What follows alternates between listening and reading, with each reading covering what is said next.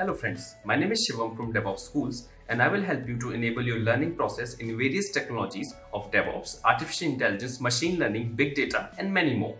This is our initiative to help you by sharing multiple tutorials and videos. And if you want any specific tutorials on any particular topic, then please do comment in the below comment section and I will help you with it.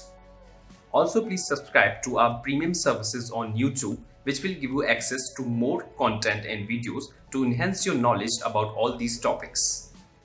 Also, if you want me to help you with regards to the online trainings and classroom sessions by our qualified trainers, then please do write me at contact@devopsschool.com.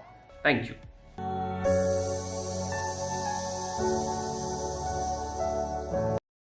Pretty vast course. I'm just touching base the Python, so we will get into the our module development and well. So the module development can be done easily. So at least we understand the basic syntax or now whenever I share the program. So that is the objective for this session. Okay. So what is the prerequisite for learning Python? So I think nothing, just you need to have some development experience, and that is all what you need. Anyone can become a Python programmer. So what is Python? So yep, we know that it's one of the programming language which is dynamic, readability, interpreted language, multi-paradigm.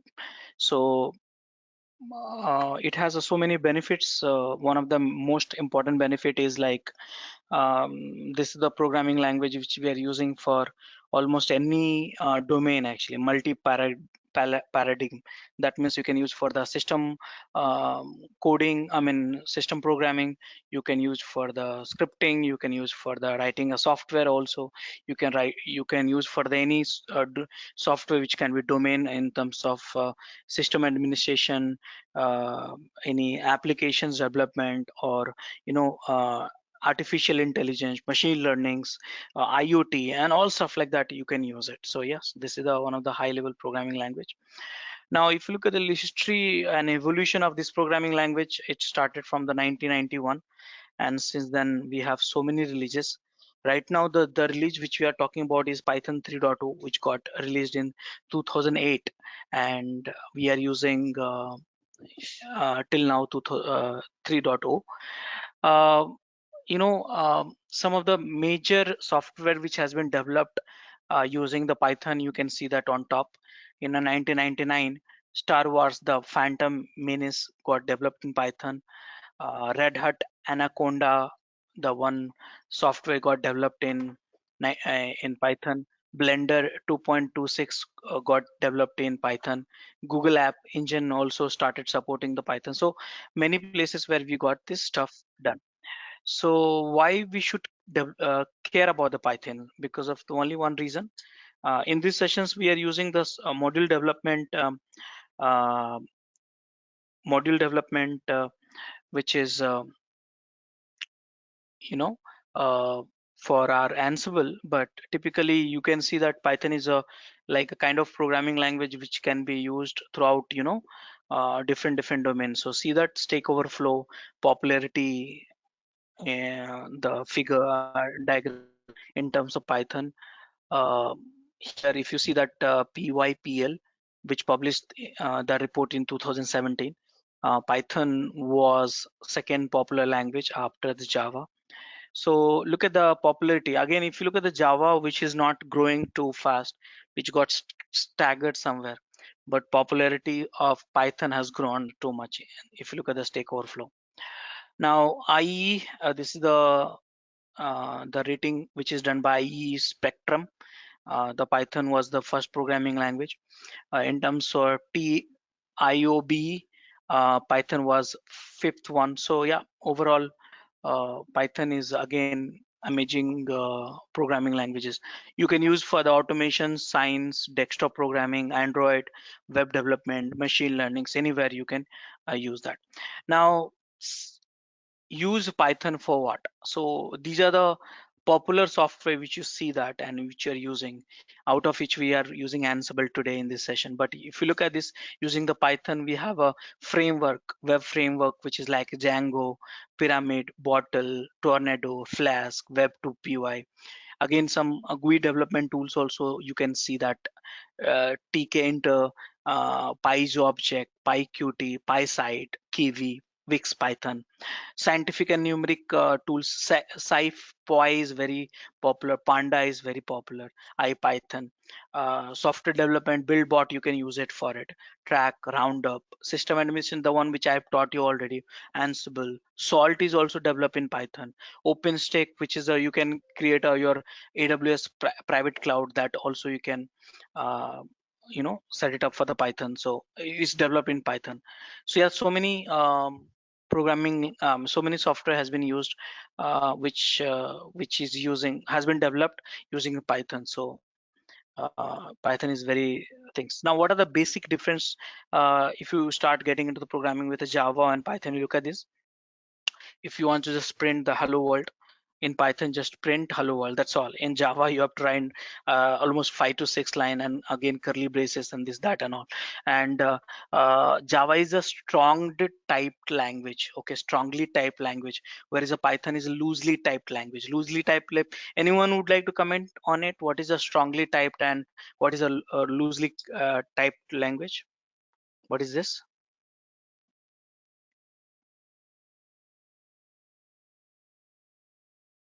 The variable declaration type pattern.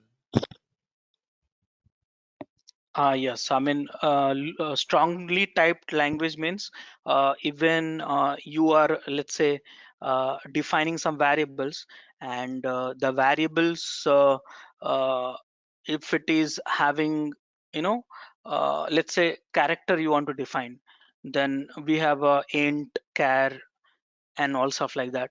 If you want to declare the numbers, then you have to use uh, data type accordingly. But in a Python it's not exactly like that, so it's a loosely typed language. That means automatically it will get interpreted whether it's a string or number. But in Java you have to specify int, double, float, long, char, date also they have a type. So such a complex type you will find it in Java. But in Python it's a loosely typed. That means they declare automatically interpolations will happen. So yes, how can we install the Python? So yes, I think installation is should not be difficult. You just go to the python.org, download Windows, Mac, whatever the operating system, you get it done and install this. I have installed the Python. So for that, again, if you after installing, it's a exe program, so I don't think so I should teach you how to install the Python.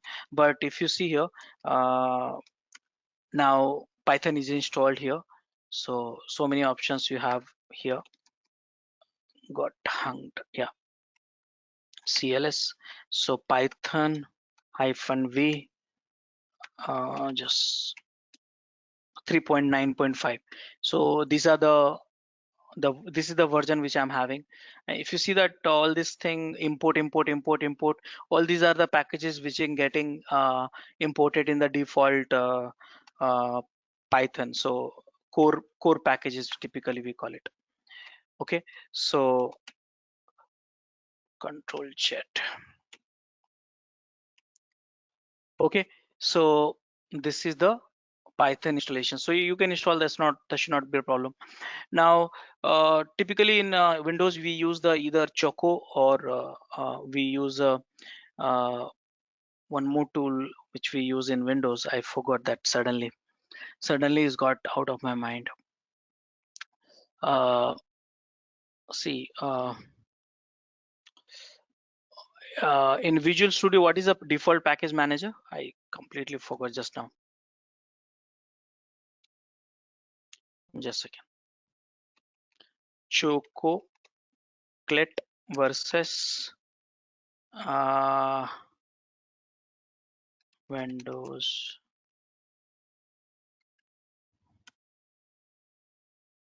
Chocolatey versus, see, I completely forgot and it's not coming in the, You get? yeah, NuGet, yeah, NuGet. So yeah, so you can install the NuGet also using that. In Mac you can use the Brew. In Linux you will get a default 2.7, but if you want to install the latest one, you can try with a pip or maybe yum apt, depends on your operating system. Okay, so how to run a Python program? Simple. Any Python program which you want to run, put it in a file called py, extension postfix with .py, and then run it. For example, print hello world, and you can see that's like just to print that statement hello world. Okay, now some of the IDs are also there you can use for the Python programming. Most probably I like this Visual Studio Code, but yeah, you can use any other ID. So PyCharm and all, you can use this. So yep, you download this and and install it and get started. Now here, how can we start working with the Python? So here, typically when you install the Python, you get typically 4 utility. You get one utility which is called Python, which is executing you know Python file. Again, that's executable. It can be Python 2.7 or 3.0, depends on whichever you have installed it. Pip is a utility which is basically a package manager in Python. So if you want to install the third-party libraries and in Python environment, then you can use the pip.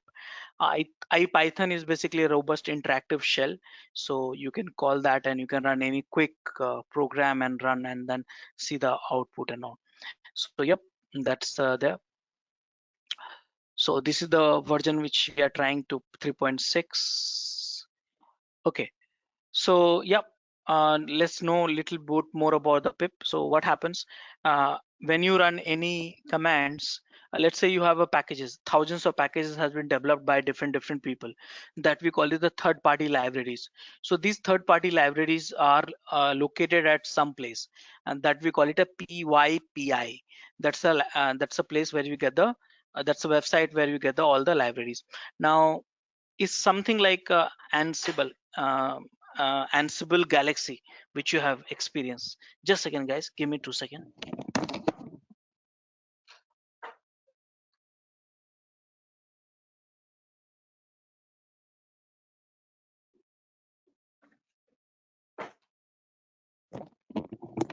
Yeah.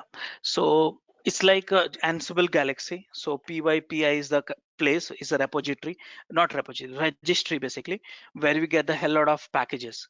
So how do you get these packages? So yep, using the pip, you can download it, and those codes you can get it in your local machines. So yes, you can, using the pip, you can install, uninstall, and pip has automated dependency management. You can group the packages also, and you can check that which particular version you want to install. So lots of functionality we have in the pip. That is the one of the best way you can manage the packages of your Python with the third-party libraries. Okay, now you see that how to install the pip again. Uh, this is a one script, but there are so many ways to install the pip. You can use if you're in Linux, you can use yum also, and apt also in Ubuntu, and directly from the some Python program also, or shell script also. There are so many ways you can install the pip. After installing the pip, how can you install those packages? So here, pip installed packages, you can do that. Pip uninstall, pip install, all this thing you can do that with the package name. Okay, so this is a website, okay, where you can go and get the packages and download it. So what is the difference between Python 2 and Python 3? So as I said last time also, there's a huge difference between the Python 2 and Python 3. So Python 2 maintained, but no new feature has been coming. It is end of life, which is 2020. Still default on many systems. I think not many, most of the systems, I guess. Okay, again, if you see that in a Python 2, if you want to print hello world, print and quote and hello world, you can write it here. In the Python 3, you have a parenthesis. In Python 3, again, no, lots of new feature is being added. Unicode support by default, clear for some Python 2 confusion, and minor differences from the Python 2. So again, you see that here. Now in terms of executable here, executables will be here pip. When you use a pip, basically it's you're calling pip2, and when you call the Python, basically you are calling the Python2. So when I say basically, that means you think you are calling the Python, but actually it is aliases of Python2 dot executable. Executable. When you write a pip, then basically you are calling pip2 actually executable. IPython, when you call it, basically you are calling the aliases of IPython2. In Python 3 we have a pip3, Python 3, IPython 3. Simple.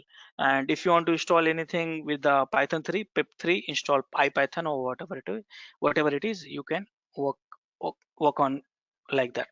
So which one should you use? So default to Python 3.0, Python 2.x is legacy, and again get started. So now how can we execute the code? So I think we have discussed actually. So you can use an interpreter, which is like a python.exe. You can use a interactive shell or interactive RPL also. Natively also you can use many ways, like a pyexe, py installer, and on many ways you can execute the Python program. Okay, so that's all. So let's move on to the next thing.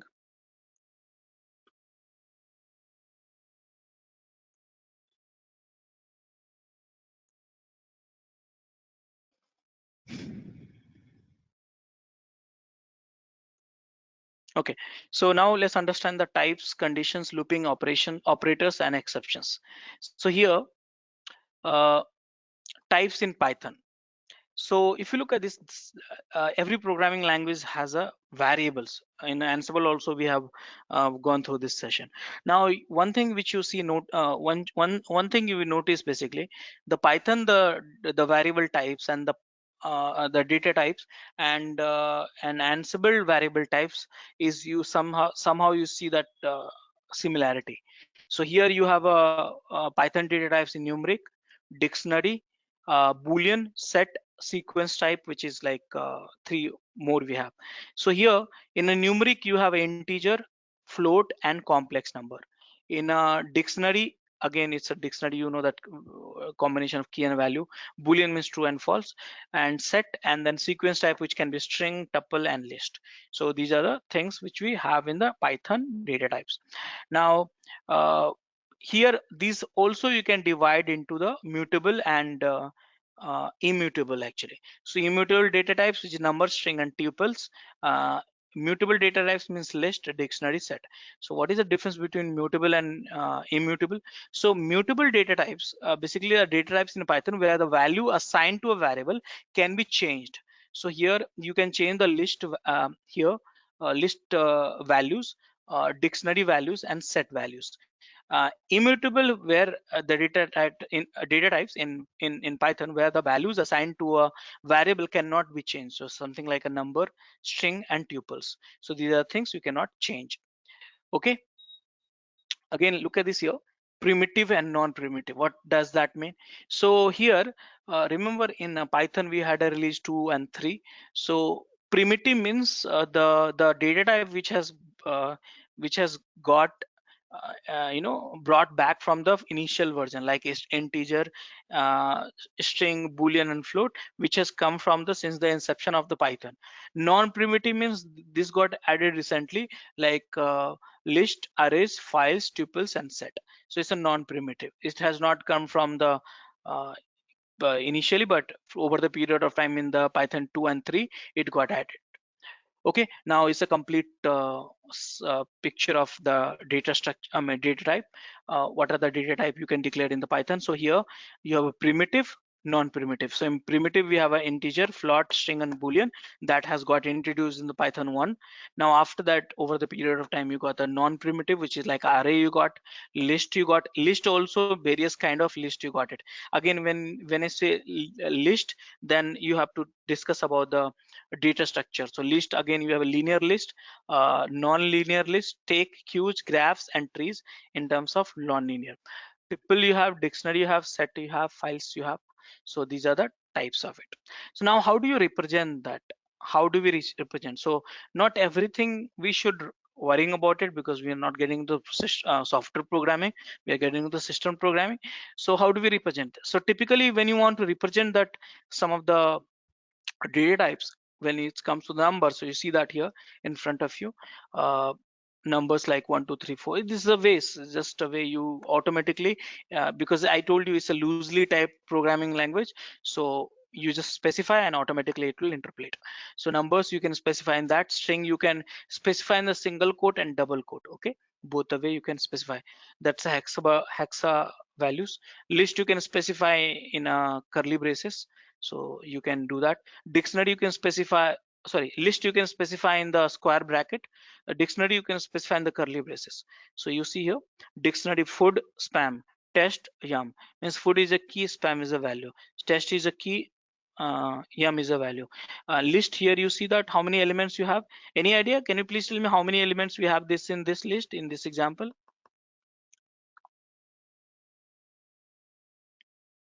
How many? 3. We have 3. Okay, 1 2 and 3, which is a one element separated by comma, and fourth. Okay, so like that. Again, you can convert the dictionary to list and list to dictionary very easily. Tuples you have, again you see the parenthesis, like that. Files, this is the one which you can see on. Sets, here you have it. Other code types also, like a boolean type and stuff like that, you have it. Okay, so if you compare that Python with other programming language like a C or Java. So see here, look at my screen. That's the reason I call it a loosely type and strongly type. Probably you can understand that the difference between the loosely type and strongly type. Did you find out the differences? What I was talking about? So here in Java, whenever you declare the variable, you have to declare the type also, which is called strongly typed language, like a Java and C, C++, .NET. But Python is loosely typed. You're not specifying it, automatically it will get interpolated. Did you understand that now?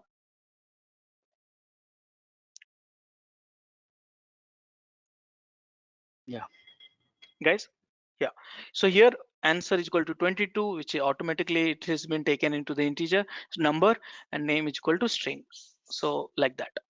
Okay, integer 10 is an integer, float 1.5, and complex when you want to display only numbers. Okay. So look at this. This is a console, actually, Python console. So here what you are doing, you are defining one of the function. I'll talk about the function in a little bit of time. So function, that number, the name of the function is add numbers, and inside that there's one function you are writing, basically print a plus b. So whatever the method which you are passing the parameter a and b, automatically will give you the additions, and it will print out the results. This is a Python 3. Okay, so here when you call that function add numbers 5 and 11, you get a picture. So this is a Python shell which you can use it for the quick analysis.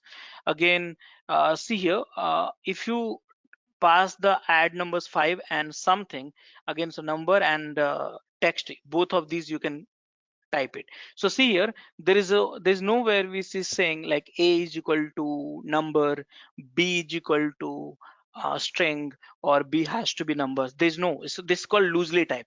But the moment you use it, number, if you want to add it with some string, and you want to do the some sort of arithmetic operation, then you get an error which is saying unsupported operand type. That means you are using the arithmetic operations, but at the same time, for the arithmetic operation, both has to be numbers. But here, that way, that you have to write a little bit of less coding, and output will be much more better way. Okay, so this is the stuff. So how do we represent the integers? How do we represent the integers? So this is the way. These are the different ways in which we have integers and float. So first one is integer, second one is a float, third one is also float. Again, automatic conversion is there. Understand that answer plus py is equal to, so automatically they have converted. So there's no warning as such last time. Here, see here, there's no warning as such last time. Why? Because you are adding the two numbers, so no problem here. So float, you see that, and last one. Okay, so now after that data types, let's try to understand the operators. Okay, so which are the operators used to perform operations on values and variables? So here operators are classified into 7 different categories. By the way, in Python, or not Python, I've seen like PHP, I mean, any languages, let's say you talk about it, operators will remain same. So you have all operators is like same: arithmetic operator, assignment operator, comparison operator, logical operator, identity operators, membership operators, and bitwise operator. Okay, so look at this here. This is a consolidated one of 3-1: arithmetic operator and relational operator and assignment operator. So how do you use it in the Python? Okay, this table is particularly about the Python. So see here, addition, you have a plus. How do you use it? Just 2 plus 5 automatically. You don't have to specify anything. Automatic type conversions happen. Subtraction, hyphen, minus, basically multiplication, division, modules, power, exponential, and all stuff like that. In the operator relational operator, you have a less than, greater than, less than, is equal to, greater than, is equal to, and is equal to, and not equal to. So all these things you can see that in the relational operator. So how to use it, you can see in the right side, extreme right side, expression results. So 2 is less than 3, then it will come true. 3 is greater than 2, it will come, of course, true. 2 is less than or equal to 3, true. So whatever that relational operator will give you, true or false, that's all. Arithmetic operator will give you the results of whatever the output of it. Assignment operator will just assign that some particular values to some particular variable to some particular values. So you can assign, add and assign, plus plus is equal to, subtract and assign, hyphen, minus and is equal to, divide and assign, multiply and assign. So all these things, probably you know that if you have got the understanding of one programming language, you have got the understanding of all programming languages. Almost same kind of operator you have it. So how do we work with it? So look at, this is the string operators. Here all this thing, arithmetic, relational, and assignment operator. This is the string. How to work with the string. So see here, when you want to compare between the strings, so here it was a number, now it's compare with a string. So here hello world is equal to hello world, I mean it's just comparison. So if you write in a single quote, or if you write in double quote, or if you write in a triple quote, it's the same thing. Okay, here if you want to convert the sum of the string to some operation, you want to do something like a capitalize, replace, is alpha, is digit. So all these things, these are the function, these are the inbuilt function which you are using it. So on the any string, so here you get the output, like if you want to convert into that capitalize, if you want to replace something with something, if you want to see that is alpha or not, is digit or not, something like that, you can see that. Last one, which is something which you are splitting that some content. So look at this here, the pattern is sum comma CSV comma values. So pattern is comma, so here is splitting based on the delimiter of comma, and is equal to, now this is the, you have this list which you can see that here, sum, CSV, and value. So either you write this way or either you write this way, it's the same thing actually. So understand that. So some of the string format functions which you see here, how to format the string. So you see that name is equal to Python bio, machine is HAL. So how do you format this? So name and machine. So nice to meet you, and curly braces 0, and I am curly braces 1. So what is this 0 and 0 and 1 here in the curly braces? So basically that will represent the function, I mean the function, the format pattern. The format, first you display name. So name, here you are 0, and machine is your 1. Let's say you put it up machine first, then it will become a 0 machine, and the name second. So it depends on the which way you want to format. So if you want to customize some of the format, this is the way you can use it. Again, here F also is one of the easy way to format.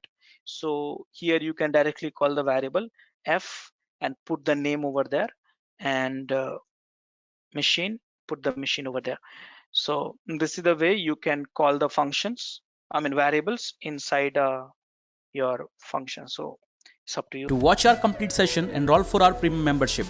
Click onto the join button and enroll yourself with the best suited option. How to use it. Yeah, so here how can we represent the boolean and none? So you see here Python course which you declare true, that means it's a boolean. Java course false, again that's a boolean. So here what you are checking, because true always will become a 1, right, and false will become a 0.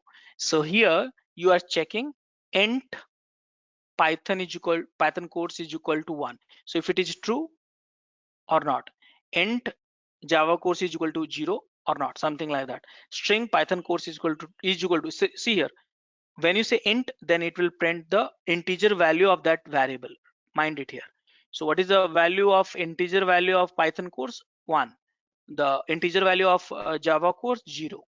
Okay, but string value of Python course is true. So that way you have to understand that. So if you want to convert some variables into the integer or some variables into the string, then you can use these functions int, str and stuff like that.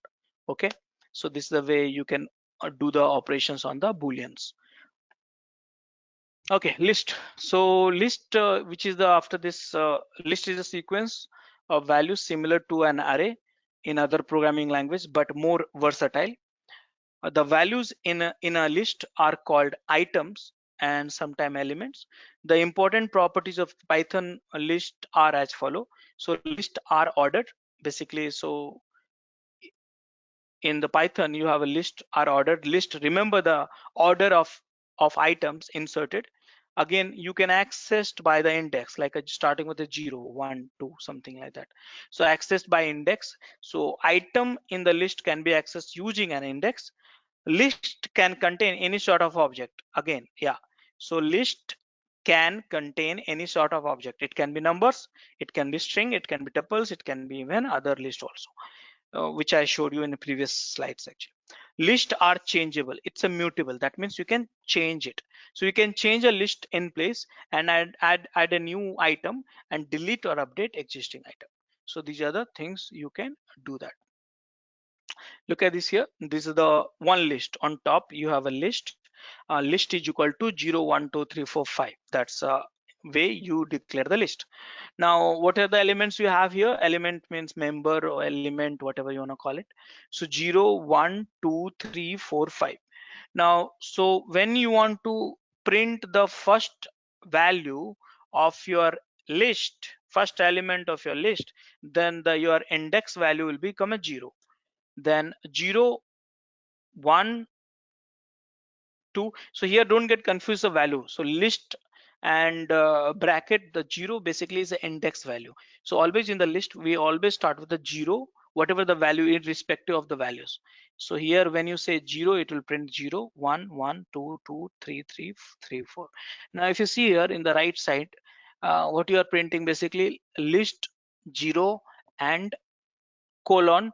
So that means you print anything after the element number, index number 0. So it print everything 0 1 2 3 4. Now here again if you are putting the colon, then everything is printing. If you say no, just print the 2, I mean 2 to 4 means index number 2 to 4. So index number 2 is 0 1 2, third one, and 3 4. So 3, so up to the 4. So 4 is not printing here. Again 1 2 3, so 1 2, list 4 up to the 4. So up to the 4 means 0 1 2 3 4. So that is the way you can also use that and display that list. Okay, look at it, this is also very interesting slides. So same thing, index. So here you have one list, probe. Probe is a list, and here you have 5 element. Now each element, how can you access it? So if you want to access through the index, then you have to 0 1 2 3 4 means list and then bracket 0. So this is the way you can access each element of this particular list. Now negative way also you can access it. So if you use -5 -5, then it will print the P. -4, then it will print the 0. So both the way you can reverse. So one way or other way, it's possible. Okay, look at this here. This is the list again but with a some string. Here also there's a string. Here it was a number. Okay, here it was number string. So here you have a student name list, Mark, Katrina, and Jessica. So you declare the one list, initialize the values, next line, and after that, look at this here. You are using 0, 2, -1. So like that. Okay, guys, are you getting all this stuff? Any questions so far?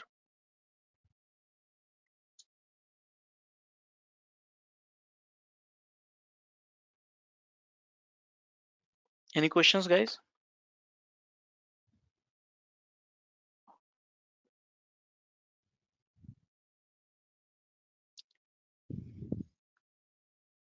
Guys, am I audible? Yeah, you are audible. Okay. So now how do we change the list element? So I think because it's immutable, you can change the list element. So let's look at this here.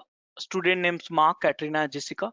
So if you want to change the 1, so here 0 means what? First one, first element. Index 0 means first element. So you want to change, then you are reinitializing it 0 to James. So now the list will become a James, Katrina, and Jessica. Look at some of the list related functions which you can use it. So you can use some of the function which is append.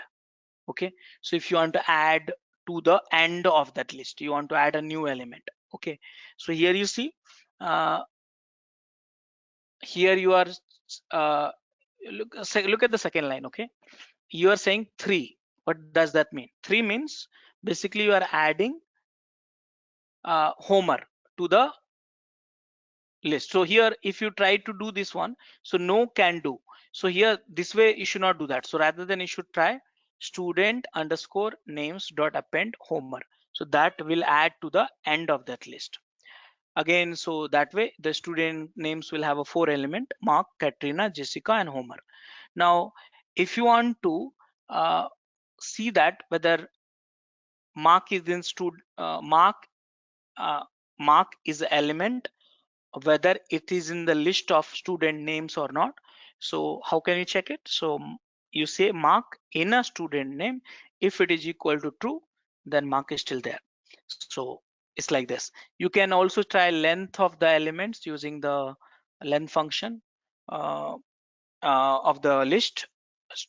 Okay, and now see here in the from the bottom second line, student underscore name 2. 2 means basically you are unsetting up this here. So Jessica is no longer in the list. Okay, so you can delete that. How to delete that? So del dot student. Okay, del is a which got misplaced improperly basically. So you can also delete some of the elements. So del dot uh, student underscore name 2, so that you can delete also. That way you can so you can add it using the append. You can check the number of list. You can delete also. So many functionality you can use it with a list function. How do you slice actually? So slicing again, you have seen it, this one slicing. Okay, how do we print it? So if you want to print it again, print and the name of the variable, name of the list, and then index number. This is the way you can print. Okay, so after that, understanding the variables and data types, now we have to understand the Python conditioning. How do we do the conditioning in Python? So Python if else elif statement. So here you look at this. Typically these 3 are supported. So often you need to execute some statement only when some condition holds. You can use following condition statement in your code to do this. So use this if statement, use it to execute a block of code if a specified condition is true. Else that those blocks will be executed. So else statement, use it to execute a block of code if the same condition is false. Else if means use it to specify a new condition to a test if the first condition is false. Okay, so typically you will do that. So look at this here. If certain condition, if it is true, run those statement. So this is the stuff you do. So how do you put it in the Python? So here you see here x and comma y is equal to 7 comma 5. So these are the two variables you declare integer type. What we are doing, some operators we are using. If x is equal to greater than y, then colon print x is greater. So something like that, you are comparing if x is greater than y or not, means 7 is greater than 5 or not, and then print is greater. You can use all this operator which we have discussed already, is equal to, greater than, less than, is equal to, greater, not equal to, or stuff like that. Now the else statement, yep. So look at this here. If first condition is true, then perform the statement else. If that first condition is not true under the if, then you go to the else and execute that block of code. Simple. So here if you look at it, elif, if first statement the condition is true, then follow that one. If not, that is not true, then move on to the elif, and elif check that whether the condition is true or not, then execute that statement. If that is also not true, then move to the else. So that is how it is being done. So here first condition, this is executed if the first condition is true. New condition under the elif, a new condition to test if previous condition is not true. Last one, else, this is executed if none of the condition are true, which is under the if and elif. So this is the here. Okay, so how do you do represent the conditional expression over the ternary operator? So see here, you set the variable is equal to statement, whatever the statement you want to validate, if condition, else condition, statement 2. So this way also you can use it ternary operator. Okay, look at this one of the example I've shown you. So here last time it was if, this time else. So if number is equal to 5, then perform that statement, print ... else do this one. So simple. Here truthy and falsy values, here you have again if number means if it is defined and truthy or not. So here number 5 is defined, so it will print that one. So this is the truthy value and falsy value, you can do that.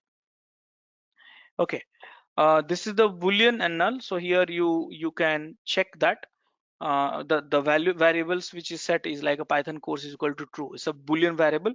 So if Python course true, I mean if it is set true, anyways set true, so then it will print this one. If it is a false, then it will not print anything. Now here you have a aliens found none. So none means nothing.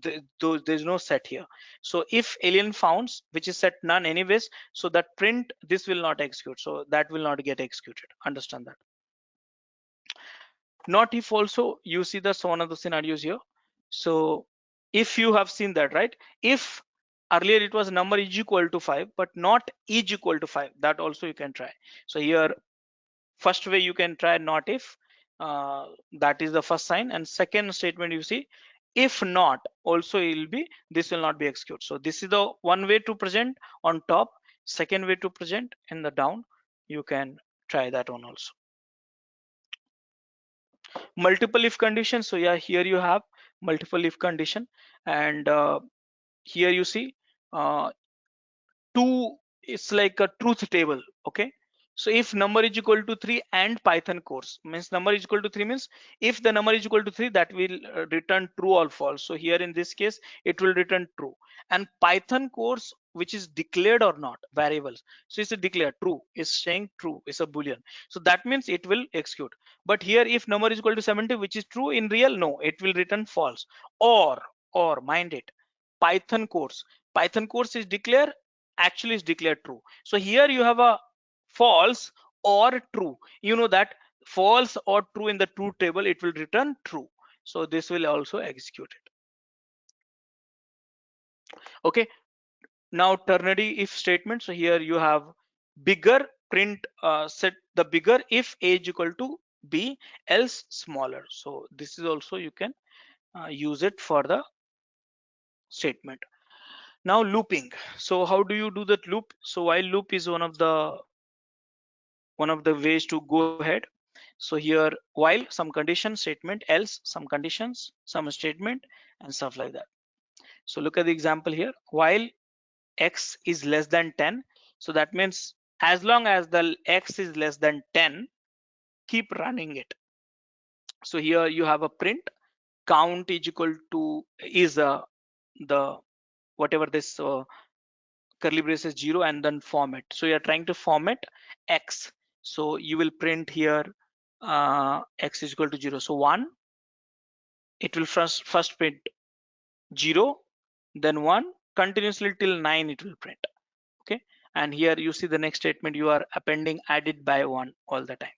So this is the way also you can use a while.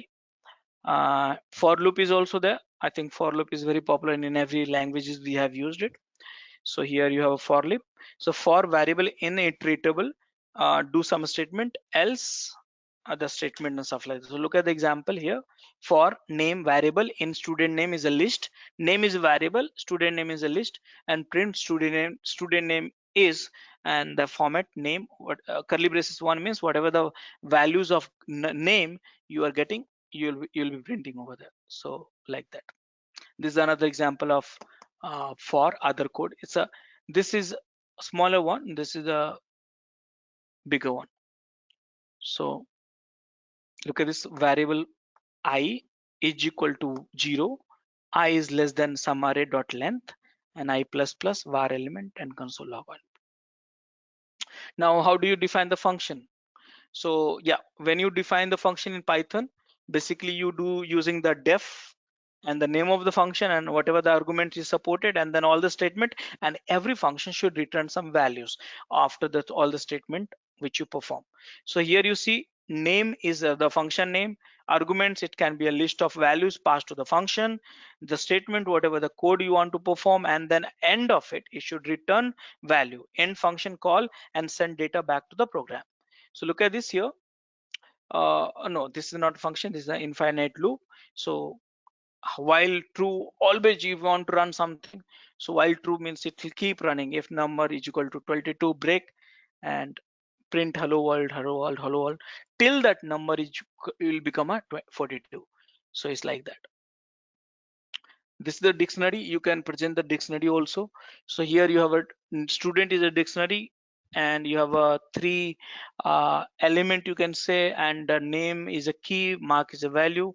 But how do you use the dictionary? So look at this, this is the way you can use the dictionary. See here, this is a student dictionary, this is the all student dictionary. Here you have a list of dictionary, mind it here. Here you have a dictionary, here you have a list of dictionary. So here name is equal name is your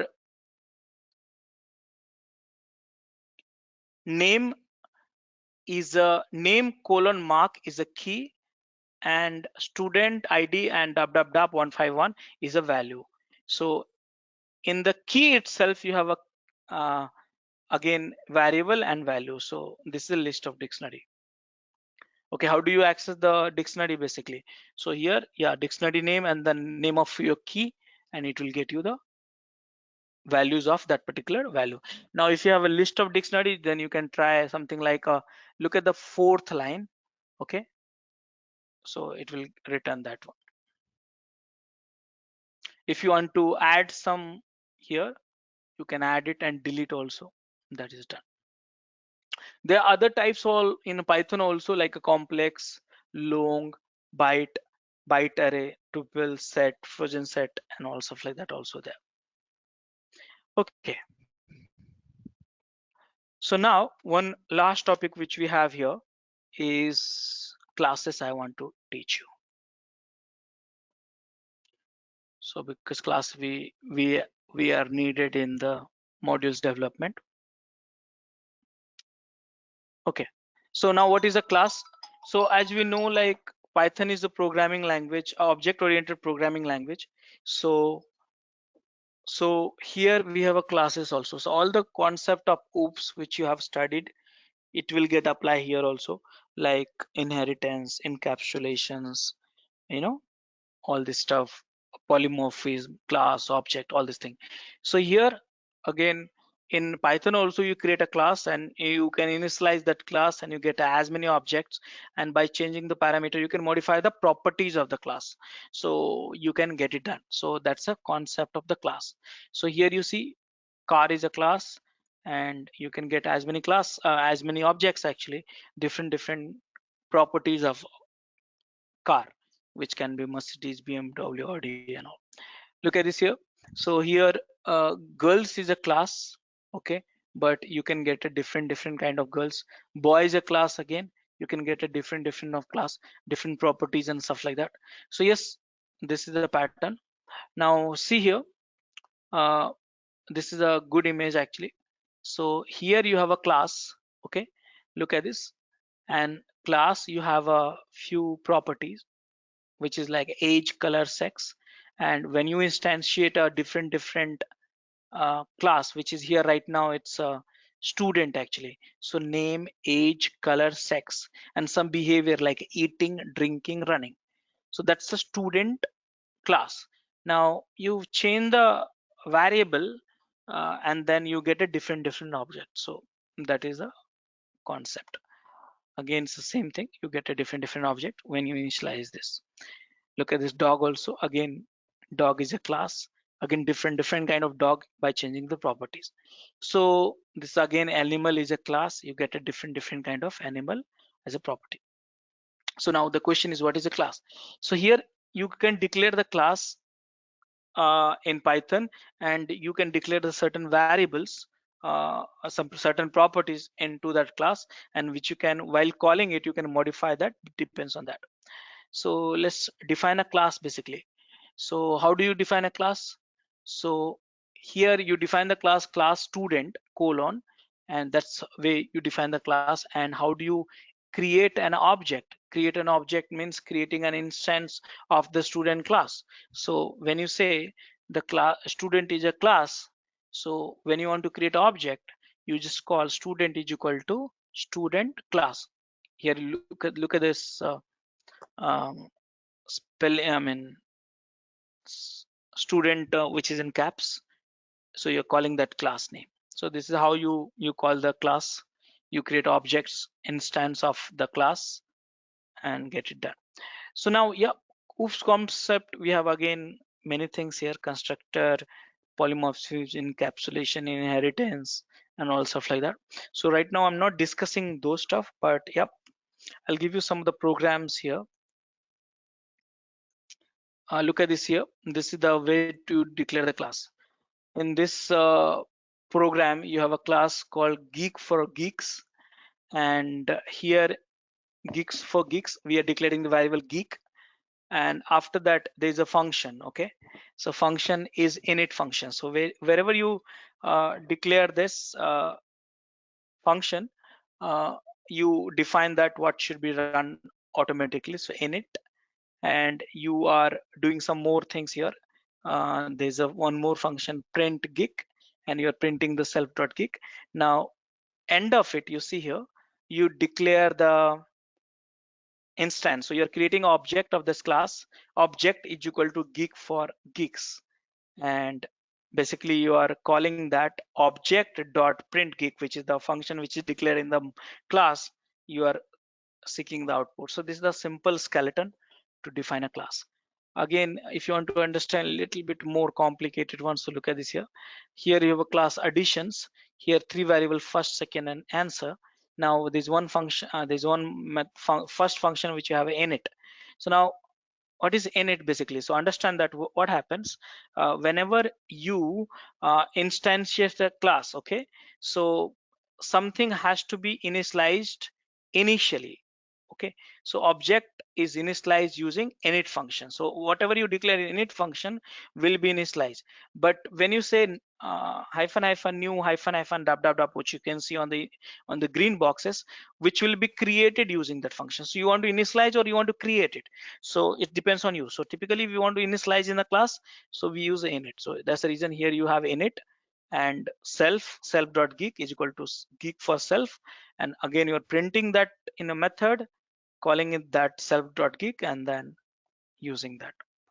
So here same thing again, init is there's one function called display, there's one more function called calculate.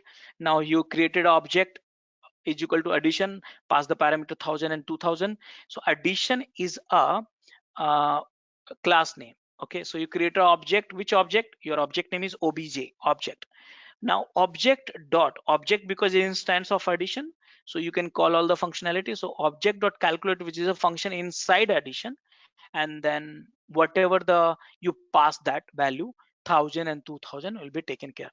So here you see addition, calculate is a function which is self, so whatever you passed it to the object, it will be taken and display in the object display. Okay, so this is the just introduction of Python. So what we have understood so far is like, what is Python, why do we need it, how to install the Python, what are the data types in the Python, what are the how do we do the conditioning in Python, how do we do the looping in the Python, what are the operators in the Python and how do we use it, how to define a function in Python, and what is class and how to define a class in function Python. So guys, did you understand the high level this stuff? Anyone, any questions? Along with that, you can access our other tutorials such as Docker, Ansible, Jenkins, Terraform, Splunk, AWS, Azure, and various other DevOps related premium tutorials with our channel membership. If you would have any issues with our channel membership, you can drop an email to us at contact@devopsschool.com, or you can also unsubscribe from channel membership anytime if you don't want to continue or did not like the video. To get our channel membership, click onto the join button, select the $399 plan and grow your skills immensely. Please be kind enough to like it, and you can comment any of your doubts and queries. We will reply to them at the earliest. Thanks for watching.